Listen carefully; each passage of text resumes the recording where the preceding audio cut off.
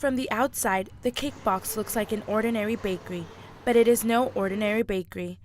The cake box has teamed up with Wire-a-cake.com to be able to send cakes to the military, not just in the U.S., but overseas. The founder of Wire-a-cake.com explains how the partnership came about. I joined up with Paul in 2008. I approached him and I asked him if he could come up with a travel stable cake.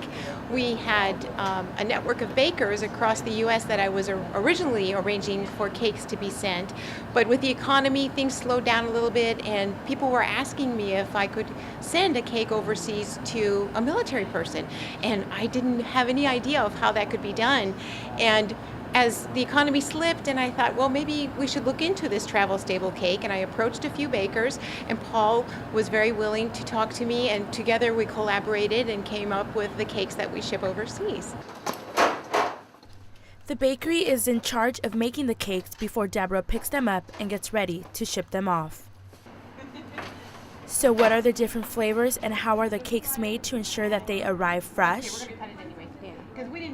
The frosting that we use a sugar frosting to coat the cakes, and on top of that, to make it travel steady and safe, we use rolled fondant, and on top of that we put a real thin glaze of something that prevents it from sweating or getting wet or soggy or stuff like that.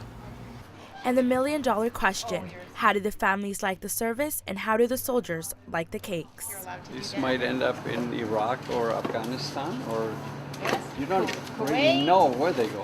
They love it. They look at it and they go, I can't believe I got a birthday cake in Afghanistan or Iraq.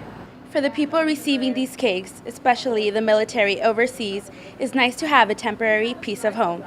Piece of cake, that is. Reporting from Huntington Beach, I'm Alejandra Salgado for Round and About Orange County News.